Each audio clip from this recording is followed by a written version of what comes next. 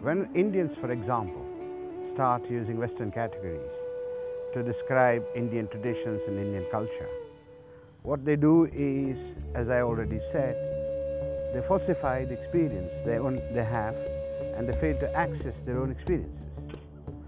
So I think what is required, for example, one of the things what Indians have done so far is when British Protestantism confronted Indian traditions, Indian religions and Indian culture, they found that, of course, Indian gods are false gods, and therefore Hinduism was an immoral religion and Indians were immoral.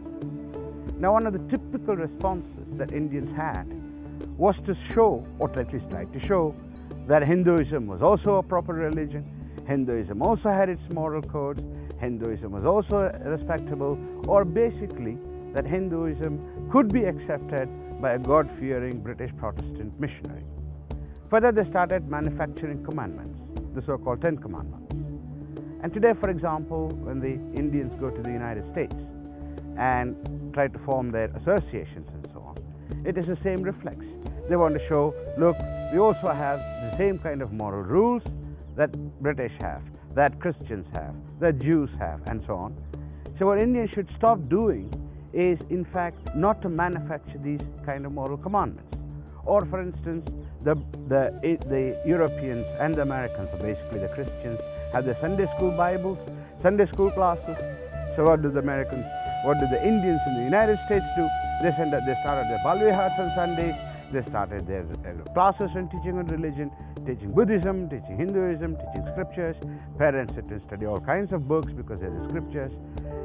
In other words, basically, what's happening is that Indians have tried very hard for nearly 2 centuries now to transform Hinduism, or what is called Hinduism, into a religion that parallels, in some sense or the other, the Christian, the Judaic, and the Islamic religions.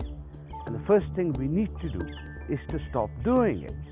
Stop accepting the fact that Hinduism is a religion. Stop accepting the fact that Hinduism exists. Stop trying to demonstrate the truth that our religion, meaning so-called Hindu religion, is at least as good, if not inferior or better, whichever way one wants to look at it, compared to, or inferior or better than, Christianity, Judaism and Islam. But however, this tendency of wanting to transform Indian traditions into variations of religions is something born out of colonial consciousness and born out of a desire basically to deserve or to get or to, in some senses, become respectable in the eyes of Western and European contemporaries.